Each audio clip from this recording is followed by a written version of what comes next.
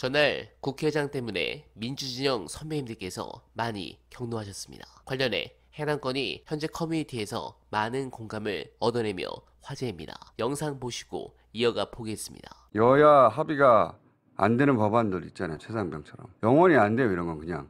근데 여론조사를 해보면 최상병 관련 요청이 60% 70% 넘는단 말이에요. 국민적 요청이 있는데 한쪽에서 절대 안 된다고 하면 통과될 방법이 없는 거예요. 그래서 만든 게 패스트트랙인데 그냥 자동으로 넘어가는 거예요. 이 특정 조건을 굉장히 까다롭게 만들었어요. 우선은 국회 과반 151명이 이걸 패스트트랙에 지정하죠 하고 동의를 해줘야 됩니다. 거기서부터 어려워요. 근데 그렇게 되면 상임위에서 180일, 법사위에서 90일, 본회의 최장 60일, 합쳐 330일, 최장 아무리 늦어도 330일 이내에 자동으로 상정되게 만들어 놓은 겁니다. 자동으로. 근데 이걸 한 당이 단독 처리하려면 180석이 돼야 되잖아요. 굉장히 까다로운 조건을 걸었죠. 근데 당시 한나라당은 이 민주당이 180석을 할 것을 꿈에도 생각을 못했던 거죠. 그때 법안을 만들 때 한 당이 180석을 한다는 거는 상상할 수 없었던 일이에요. 그래서 이 법이 만들어졌고, 그래서 이 패스트트랙은 지금까지는 민주당만 활용하고 있는 거예요. 민주당이 21대 때, 그리고 이번에도 민주 진보 합치면은 180석이 넘잖아요. 근데 이 최상병 특검이 바로 그렇게 해서 패스트트랙에 올라간 법안인 겁니다. 그때 의석수가 모자랄까봐 이재명 대표가 단식하다가 국회로 달려온 적이 있어요, 한번. 그때 왜 달려왔냐면 이 표결하느라고 달려온 거예요.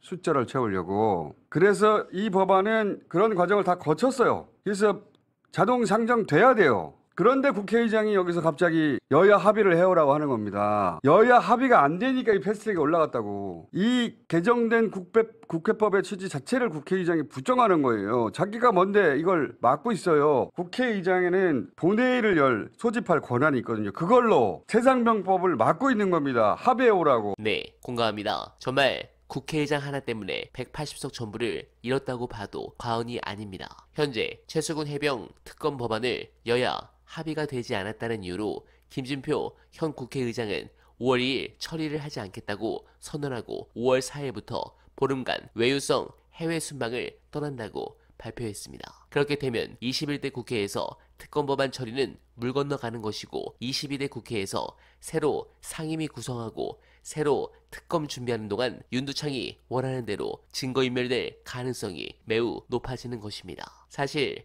21대 전반부 국회의장이었던 박병석도 검경 수사권 조정안 관련해서 여야 원내대표가 합의한 것도 본인이 중재를 한답시고 누더기를 만들어서 결론적으로 더 나쁜 상황을 만들었는데 비슷한 상황이 돌아온 것입니다. 그런 부분에서 추 장군 말고는 답이 보이지 않습니다. 지금처럼 국가가 절체절명에 빠진 이 시기에 자신의 정치적 미래와 주변의 눈치를 보지 않고 오로지 국가와 국민을 위해 권한을 사용할 뿐이 저는 추 장군 말고는 보이지 않습니다. 실제 5선 국회의원 당대표를 하고도 법무부 장관으로 가서 윤석열과 처절하게 싸운 인물이 추미애라는 것을 잊지 말아야 합니다. 윤석열 시대에 국회 수장으로 적합한 인물은 추미애 말고는 없습니다. 그리고 만약 추 장군이 된다면 저는 이재명 대표 연임을 지지하고 1년 안으로 탄핵 국면으로 몰고 가는 플랜을 계속 언급할 것입니다. 현재 법원이 하는 짓을 보니 3년 안으로 저들은 피선거권 박탈을 위해